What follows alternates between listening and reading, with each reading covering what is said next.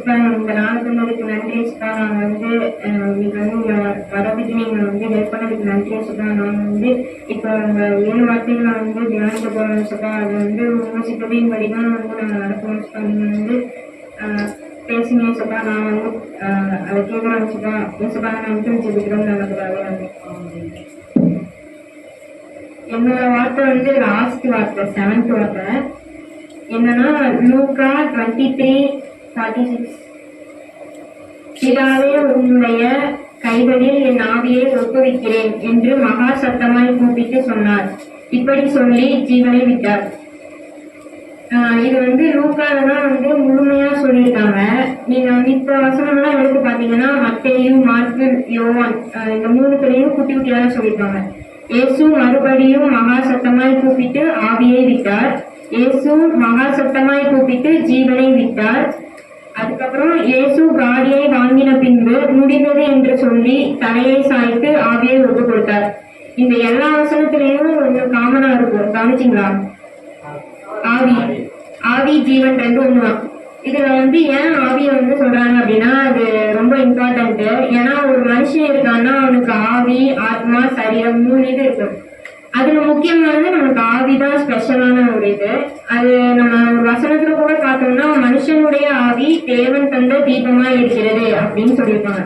அது எதுக்கு அப்படின்னா இப்ப வந்து நம்ம ஆத்மா வந்து சம்பாதிக்கணும்னு சொல்றாங்கல்ல, தேவனுடைய ராஜ்யத்துக்கு இத்தனை பேர் நம்ம பிரேயர் பண்ணி நம்ம ரட்சிப்புக்குள்ள கொண்டு வரணும் அப்படின்ட்டு. அது வந்து ஆத்மா. சரீரம்னா நம்ம உடம்பு இருக்கோம். ஆவிதான் வந்து ஏசப்பா கூட இருக்கிறது. ஏசப்பா வந்து என்ன சொல்றாருன்னா ஜீவனை விட்டார் அப்படின்னு இருக்கு. அப்ப வந்து அவர் ஆவிய நம்மளுக்காக அவர் விட்டிருக்காரு. அப்புறம் திருப்பி அவர் உயிரோட நம்மளுக்காக எழுந்திருக்காரு அப்படின்ட்டு இதுல சொல்றாங்க. நீங்க கவனிச்சு பாத்தீங்கன்னா தெரியும், ஃபர்ஸ்ட் வார்த்தை வந்து பிதாவே ஸ்டார்ட் பண்ணியிருப்பாரு. பிதாவே இவர்களுக்கு மன்னியும் அப்படின்ட்டு. அப்புறம் லாஸ்ட் வார்த்தையும் பிதாவே உங்களுடைய கைகளில் என் ஆவியை ஒப்புவிக்கிறேன் அப்படின்ட்டு அவர் சொல்லியிருக்காரு. 2த்துலயும் பிதாவை தான் ஸ்டார்ட் பண்ணியிருக்காரு. அப்ப வந்து அவர் எவ்வளவு வந்து பிதா மேல ஒரு இதா இருக்காரு அப்படின்னு நம்ம பிரேயர் பண்ணும்போது கூட ஏசப்பா ஏசப்பான்னு சொல்லி பிரேயர் பண்ணுவோம். அதே மாதிரிதான் இவர் வந்து பிதாவே அப்படின்ட்டு சொல்லி அவரை கூப்பிட்டு அந்த நிலைமையில கூட ஏசப்பாவை நினைச்சு பாக்குறாங்க. அதுக்கப்புறம் நீங்க இந்த இங்கிலீஷ்ல பாத்தீங்கன்னா Jesus cried out in a loud voice, Father, into your hands I command my spirit ன்னு இருக்கும். அப்புறம் எபிரேய மொழியில பாத்தீங்கன்னா படேர் எய்ஸ் சேரா சோ நியூமா பராட்டித்தேமா அப்படின்னு இருக்கும். இது மொத்தமா வச்சு நீங்க பாத்தீங்கன்னு வச்சுக்கோங்க, 7வது வார்த்தை 7 நாளே முழுமைன்னு அர்த்தம். அது வந்து இந்த இதுல பைபிள்ல பாத்தீங்கன்னா பூரணம் அப்படின்னு சொல்லியிருப்பாங்க வேதாகமத்துல. அது வந்து அர்ப்பணிப்புக்கு வந்து இது சமமா இருக்கும். அது ஏன் அப்படி சொல்றாங்க அப்படின்னா முழுமைனா நம்ம ஒண்ணு பண்றோம்னா அது முழுசா பண்ணாதானே அது கம்ப்ளீட் ஆகும். ஃபுல்ஃபில்மெண்ட்னு சொல்லுவாங்க இங்கிலீஷ்ல. நம்ம பிரேயர் பண்ணோம்னா ஏசப்பா நம்ம கூட பேசினாதான் அது ஒரு ஃபுல்ஃபில்மெண்டா இருக்கும். அறுபடியா நம்ம நினைச்சு போனோம்னா அது ஒரு பிரேயர் மாதிரியே இருக்காது. அதான் இப்போ 7வது வார்த்தை வந்து ஏன் மெயினா எடுத்தேன்னா இது ஒரு கொஞ்சம் இன்ட்ரெஸ்டிங்கா இருக்கும். என் பைபிளுக்குள்ள லிங்க் ஆயிருக்கும். பழைய ஏற்பாடு, புதிய ஏற்பாடு எல்லாத்தையும் லிங்க் பண்ணதுதான் இந்த 7th வார்த்தை. இதுல வந்து நான் ஒரு 7ஆ பிரிச்சிருக்கேன். அது என்ன பார்க்கலாம், அர்ப்பணிப்பு சம்பந்தமா பிரிச்சிருக்கேன்.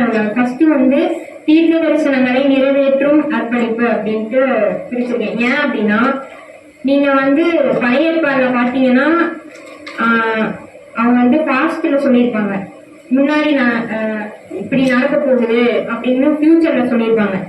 ஏன் அப்படின்னா தீர்க்க தரிசனங்கள் வந்து நிறைவேறணும் அப்படின்ட்டு. ஏசப்பா வந்து முன்னாடியே வந்து இந்த மாதிரி சிலுவையில வந்து அவரு நம்மளுக்காக வந்து பலியாவார் அப்படின்ட்டு எழுதி வச்சிருக்காங்க. அது வந்து நிறைவேற்றுறதுக்காக ஏசப்பா வந்து அர்ப்பணிச்சிருக்காங்க. இது சங்கீதம் 31:5 தாவீது வந்து சொல்லியிருப்பாங்க, உமது கையில் என் ஆவியை ஒப்புவிக்கிறேன், சத்திய பரனாகிய கர்த்தாவே நீர் என்னை மீட்டுக் கொண்டீர் அப்படின்ட்டு. மத்தேயு 5:17 வந்து முக்கியமா என்ன வருதுன்னா, நியாய பிரமாணத்தை ஆனாலும் தீர்க்க தரிசனங்களை ஆனாலும் அழிக்கிறதற்கு வந்தேன் என்று எண்ணிக்கொள்ளாதீர்கள், அழிக்கிறதற்கு அல்ல நிறைவேற்றுகிறதற்கே வந்தேன் அப்படின்னு சொல்றாரு. அப்போ வந்து அந்த அர்ப்பணிப்பு எதுக்கு வந்து பண்ணியிருக்காருன்னா தீர்க்க தரிசனங்கள் நிறைவேறதுக்கு கண்டிப்பா வந்து அவர் அர்ப்பணிப்பு பண்ணியிருக்காரு. செகண்ட் வந்து பிதாவோட ஐக்கியமா இருக்கிறதுக்கான ஒரு அர்ப்பணிப்பு. இப்போ நான் சொன்ன மாதிரி ஏசப்பா வந்து ஃபர்ஸ்டும் லாஸ்டும் பிதாவே பிதாவேன்னு சொல்லியிருக்காரு. நீங்க நல்லா கவனிச்சு பாத்தீங்கன்னா சின்ன வயசுல வந்து ஏசப்பா பிரசங்கம் பண்ணுவார்ல அந்த நியாயப்பிரமாணத்தை பத்தி, அது வந்து அவங்க அம்மா அப்பா தேடிக்கிட்டே இருப்பாங்க. ஆனா அவர் வந்து பிரசங்கம் பண்ணிட்டு இருப்பாரு பெரியவங்களுக்கு. அது வந்து அப்போ அவர் என்ன சொல்லுவாருன்னா, நீங்க எதுக்கு என்ன தேடினீங்க, நான் ஏசப்பாக்காக தானே வந்தேன் அப்படின்ட்டு அவர் சொல்லுவாரு. அது வந்து பிதாவோட ஐக்கியமா இருக்கிறதுக்கான ஒரு இது. இப்போ 7 வார்த்தை எடுத்துக்கோங்க, ஃப்ரெண்ட்ஸ்ன்னு வச்சுக்கோங்க. ஃப்ரெண்ட்ஸ்ல வந்து 7 வேர்ட் இருக்கும். அது ஏன் அப்படின்னா ஐக்கியமா இருக்கணும், ஃப்ரெண்ட்ஸ்னாலே ஒற்றுமையா தானே இருக்கணும். அப்போ வந்து இயேசுப்பா வந்து பிதாவோட ஐக்கியமா இருக்காரு அப்படின்ட்டு அவர் காட்டுறாரு. இது மூலியமா அவருடைய அர்ப்பணிப்பு வந்து தெரியுது. அதுக்கப்புறம் இது நீங்க எக்ஸாம்பிளா பாத்தீங்கன்னா மலை பிரசங்கத்துல வந்து மத்தேயு 5, 6, 7 அதிகாரத்துல வாசிச்சு பாத்தீங்கன்னா பிதாவே அப்படின்ட்டு 17 முறை சொல்லியிருப்பாரு. அதே மாதிரி ரட்சிப்பின் திட்டம் வந்து அவர் எதுக்கு வந்தாரு அப்படிங்கறது, அந்த திட்டம் நிறைவேறதுக்கு இந்த மாதிரி அவர் வந்து பிரேயர் பண்ணும்போது பிதாவேன்ட்டு 46 முறை வந்து சொல்லியிருப்பாரு. அதே மாதிரி அவர் வந்து ஐக்கியமா இருக்கணும் பிதாவோட அப்படின்ட்டு ஒரு அர்ப்பணிப்பு பண்ணியிருக்காரு. 3வதா பிதாவின் ஊழியத்திற்கான அப்படின்ட்டு நான் பிரிச்சிருக்கேன். ஏன் அப்படின்னா நம்ம இப்போ ஏசப்பாக்காக ஊழியம் பண்றோம். அது வந்து தரிசனம், பிரசங்கம், ஊழியம் இது 3மே சேர்ந்ததுதான் இருக்கும். யோவான் 5:20, யோவான் 5:36, எபிரேயர் 12:1 இந்த 3லயும் தரிசனம், பிரசங்கம், ஊழியம் பிதாவிற்காக நம்ம பண்ணணும் அப்படின்ட்டு ஒரு அர்ப்பணிப்பு வந்து ஏசப்பா பண்ணியிருக்காரு.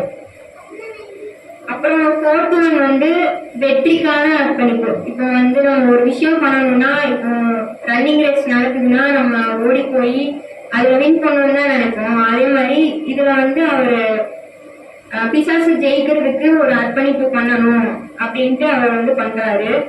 அதுலதான் அந்த ஆவி ஆத்மா சரீரம் அந்த இது வரும். ஆவி வந்து அவரு ஆவி வந்து ஸ்பெஷலா இருக்கிறதுனால அந்த பிசாசு வந்து அதை நம்ம தாக்குவான். அப்போ ஏசப்பா வந்து நம்ம பிரேயர் பண்ணும்போது நம்மளுக்கு வந்து ஏசப்பா ஒரு நல்ல ஆவி பியூரான காற்றலா இருக்கிற மாதிரி அவர் வந்து தருவாரு.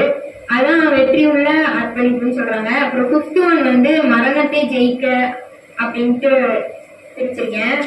அது வந்து என்ன அப்படின்னா ஏசப்பா வந்து இப்போ அந்த சிலுவையில வந்து பலியாகிறதுக்கு போயிட்டாரு. அப்ப பிசாசு என்ன நினைச்சிருப்பான்னா, அவ்வளவுதான் முடிஞ்சு அப்படின்னு நினைச்சிருப்பான். ஆனா வந்து ஏசப்பா வந்து மரணத்தை வந்து ஜெயிச்சிருக்காரு. அது ஜெயிக்கிறதுக்காக அவர் அர்ப்பணிப்பு பண்ணியிருக்காரு அப்படின்ட்டு 5th வருது. அப்புறம் 6th ஒன் வந்து புதிய மார்க்கத்திற்கான.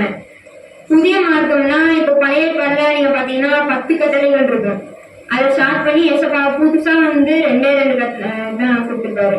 முழு மனசோட என்னை வந்து சேவிக்கணும், அப்புறம் உன்னிடத்தில் அன்பு கூறுவது போல பெருநிலத்திலும் அன்பு கூறுவாயாக 2 இதுல ஷார்ட் தான் முடிச்சிருப்பாரு. அது வந்து ஒரு புதிய மார்க்கம் தானே. புதுசா வந்து ஒரு மனுஷன் புதுசா வரணும், பாவத்துல இருந்து மீட்டு வரணும் அப்படிங்கறதுக்கான ஒரு அர்ப்பணிப்பு. 7th ஒன் வந்து பிதாவின் சித்தம் செய்ய, பிதாவுடைய சித்தம் வந்து நிறைவேறணும் அப்படிங்கிறதுக்காக அவர் அர்ப்பணிச்சிருக்காரு. அது வந்து மத்தேயு 27:51 அந்த இதுல இருக்கும். அப்புறம் வந்து ஒப்புவிக்கிற 7th வேர்ட் வந்து ஒப்புவிக்கிறேன்னு சொல்லியிருக்காங்கல்ல, அதுக்கு அர்த்தம் வந்து யோவான் 19:17-18 இருக்கு. ஜீவன் வந்து கண்டிப்பா மறிக்க முடியாது. இப்போ நீங்க வந்து நரகத்துக்கு போனாலும் பரலோகத்துக்கு போனாலும் நித்திய ஜீவன் வந்து கண்டிப்பா நம்ம இப்போ நரகத்துல வெந்துட்டு இருந்தா கூட நம்ம சாக மாட்டோம். அதே மாதிரி பரலோகத்துல ஏற்ப கூட இருக்கும்போது கூட சாக மாட்டோம். ஆவி மட்டும்தான் அங்க இருக்கும். அது வந்து கண்டிப்பா மறிக்க முடியாது. ஆனா ஏசப்பா வந்து நம்மளுக்காக ஜீவனை விட்டுட்டு திருப்பியும் வந்து வந்திருக்காரு.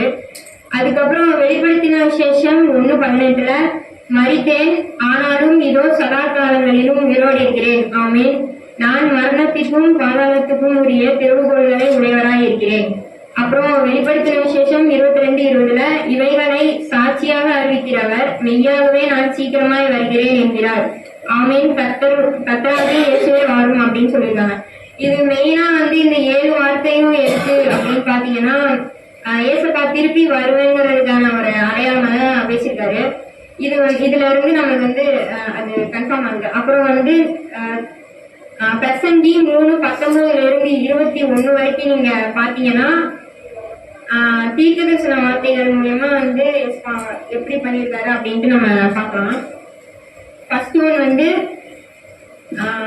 இயேசுப்பா தண்டிக்கப்பட்டாரு, நம்ம வந்து மன்னிக்கப்பட்டோம். அவர் வந்து நம்மளுக்காக தண்டிக்கப்பட்டாரு, நம்ம வந்து மன்னிக்கப்பட்டோம். நம்ம தப்பு பண்ணதுக்கு அவர் வந்து தண்டிக்கப்பட்டிருக்காரு. அப்புறம் செகண்ட் ஒன் வந்து நம்ம தான் வந்து நீதிமன்றா இருக்கிறதுக்கு அவர் பாவமானார்னு அவர் தப்பு பண்ணான்னு அர்த்தம் கிடையாது. அவர் நம்ம பண்ண தப்புக்கு அவர் வந்து பாவமானார். அப்புறம் நம்ம வந்து நீதிமானம் இருக்கிறதுக்கு காரணமே அவர் தான். அப்புறம் தேர்ட் ஒன் வந்து நம்ம ஐஸ்வர்யங்களா இருக்கணும் அப்படின்னா அவர் வந்து தரித்திரம்னா இருந்திருக்காரு. அவர் வாழ்ந்த நாட்கள்ல பாத்தீங்கன்னா அவர் அப்படிதான் இருந்தாரு. அவர் ஒன்றும் பணக்கார மாதிரிலாம் இல்ல. நம்ம வந்து நல்லா இருக்கணும்ட்டு அவர் வந்து அவரை தாழ்த்தி இது பண்ணியிருக்காரு. அதுக்கப்புறம் நம்மளுக்கு புகழ்ச்சி கிடைக்கிறதுக்கு அவர் அவமானப்பட்டிருக்காரு. நீங்க பாத்தீங்கன்னா சிலுவையில எடுத்துட்டு போகும்போது ஒருத்தன் வந்து இயேசுப்பா மூஞ்சியில துப்பி இருப்பான். அந்த மாதிரிலாம் அவமானங்கள் வந்து இயேசுப்பா பட்டிருக்காரு நம்ம புகழ்ச்சியா இருக்கிறதுக்கு. அதே மாதிரி நம்மளுக்கு தேவ சாயல் கிடைக்கிறதுக்கு இயேசுப்பா வந்து ஆதாமுடைய சாயல் மனுஷனா வந்தாரு. அப்புறம் 6th பாத்தீங்கன்னா இயேசுப்பாவுக்கு சிலுவை வந்து அவர் தூக்கிட்டு போனாரு. நம்ம சிங்காசனத்துல அமர்றதுக்கு அவர் சிலுவையை சுமந்தாரு. அப்புறம் ஏசப்பா வந்து நம்மளுக்கு நித்திய ஜீவன் கிடைக்கணும் அப்படிங்கிறதுக்காக அவர் மரணம் வந்து ஏத்துக்கிட்டாரு. யாராச்சும் நம்மளுக்காக இந்த மாதிரி பண்ணுவாங்க. நான் என் தங்கச்சி கூட எதுவும் விட்டு கொடுக்க மாட்டேன். ஆனா ஏசப்பா வந்து நம்மளுக்காக எவ்வளவு கஷ்டப்பட்டு அவரே வந்து நம்ம முழுமையா தந்திருக்காரு. முழுமை இந்த 7th இது முழுமையை வந்து குறிக்குது. அவர் வந்து முழுசா நம்மளுக்கு வந்து அவரை தந்திருக்காரு அப்படிங்கறதுதான் இது. அப்புறம் நீங்க பாத்தீங்கன்னா பைபிள் லிங்க் ஆயிருக்குன்னு சொன்னல, அது சும்மா அப்படியே மேட்டாப்ல நான் சொல்றேன். அது என்னன்னா பழைய ஏற்பாடு புதிய ஏற்பாடு எல்லாத்தையும் நீங்க கலந்து வச்சு பாத்தீங்கன்னா 7லயே நிறைய இது இருக்கும். அதுல ஃபர்ஸ்ட் வந்து பண்டிகைகள்.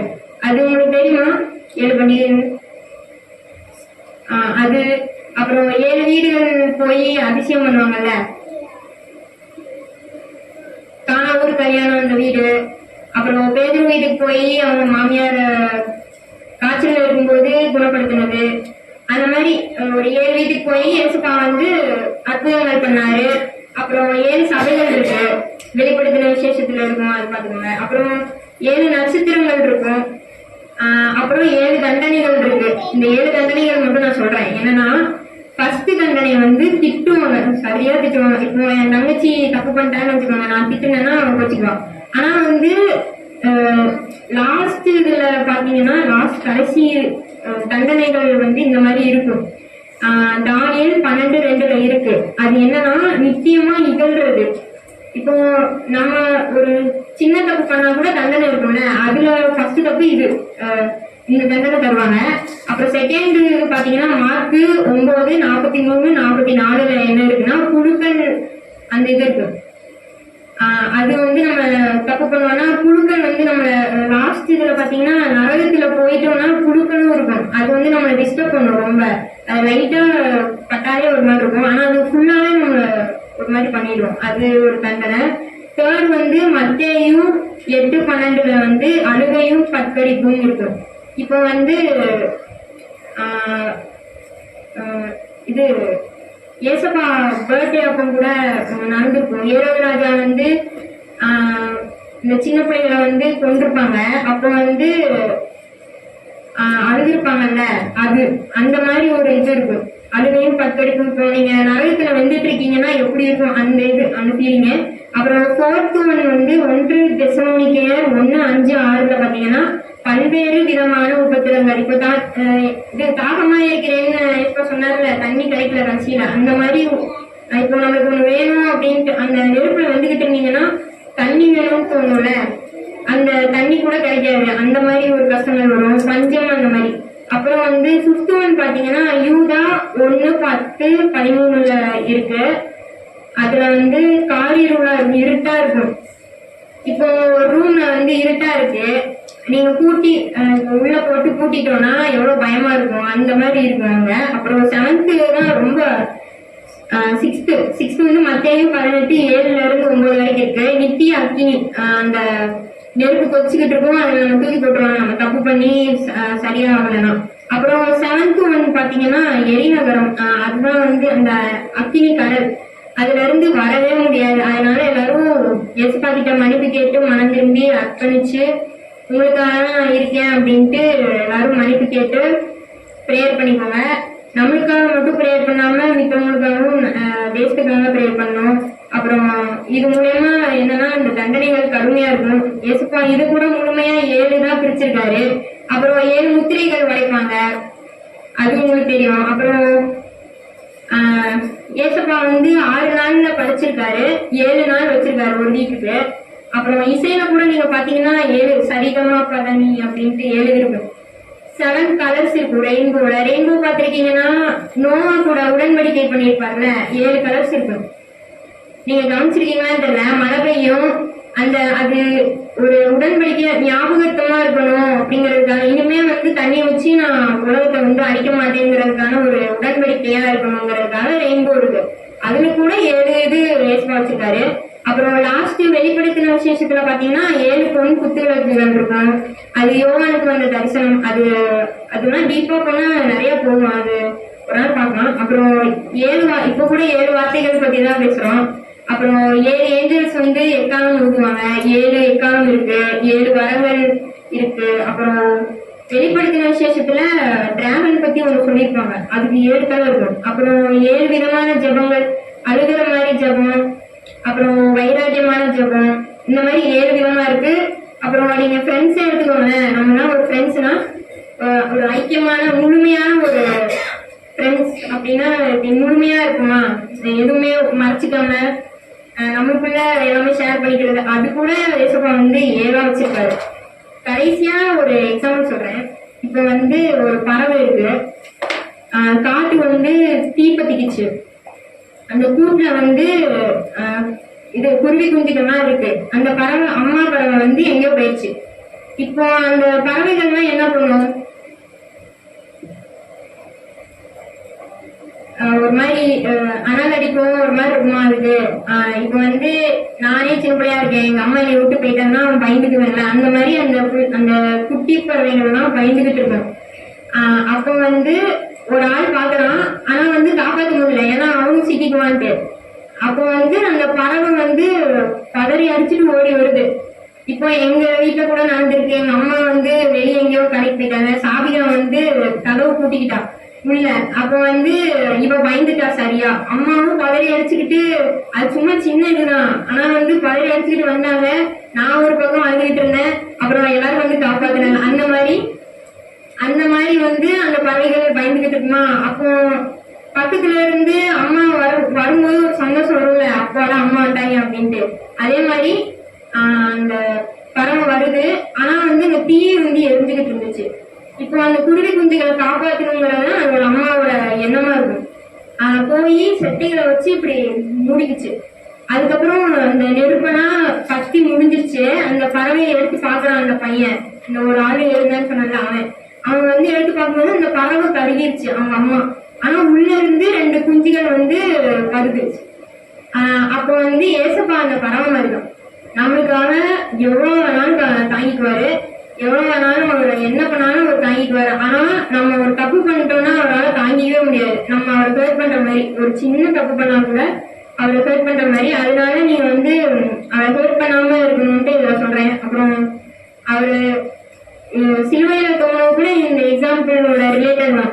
நீங்க வச்சுக்கோ பாத்தீங்கன்னா, அவர் நம்மளுக்கு எவ்வளவு கஷ்டங்கள் வந்தாலும் சீக்கிரம் தீர்ந்துருதுல. அதுக்கு காரணம் ஏசுப்பா தான். ஏசுப்பா அன்னைக்கு அவரு சிலுவையில நம்மளுக்காக மறிக்கலன்னா நம்ம பண்ண தப்புக்கெல்லாம் இன்னைக்கு மன்னிப்பு கிடைச்சிருக்காது. அப்புறம் ஒரு இது இருக்காது, என்னன்னா நம்மளுக்கு நித்திய ஜீவன் கிடைச்சிருக்காது. ஆனா இப்போ நம்ம மன்னிப்பு கேட்டோம்னா கூட ஏசுப்பா மன்னிச்சு நம்ம அபிஷேகம் பண்ணி பரலோகத்துக்கு கூட்டிட்டு போயிடுவாரு. அதுக்கு காரணம் ஏசுப்பா தான். அதனால ஏசுப்பா முழுமையா நீங்க பற்றி கொள்ளணும்தான் இதோட கருத்து. அப்புறம் லாஸ்டா என்ன சொல்றாருன்னா, 1 யோவான் 3:16 என்ன சொல்றாங்கன்னா, இயேசு தம்முடைய ஜீவனை நமக்காக கொடுத்ததினால் அன்பு இன்னதென்று அறிந்திருக்கிறோம். இதுல நம்மளுக்கு அன்புனா என்னன்னு கற்றுத்தந்ததே ஏசுப்பாதான். அதனால ஆரம்பம் எப்படி இருந்தாலும் முடிவு சம்பூர்ணமா இருக்கும் அப்படின்ட்டு நான் முடிச்சுக்கிறேன். அப்புறம் ஒரு சின்ன பிரேயர். ஏசப்பா இந்த வார்த்தையை தந்ததுக்கு நன்றி ஏசப்பா. நாங்க எப்படி இருக்கணும்னு நீங்க சொல்லி தந்தீங்க, அதே மாதிரி நாங்க இருக்கிறதுக்கு கிருபை பண்ணுங்க ஏசப்பா. இது கரெக்டா தப்பான்னு தெரியாது. ஆனா வந்து சொல்லியிருக்கோம் ஏசுப்பா, அதுல நல்லதை எடுத்துக்கிறதுக்கு கிருபை பண்ணி ஏசுப்பா. ஏசுப்பா நான் வந்து ஜெபிக்கிறோம் நடத்துகிறேன்.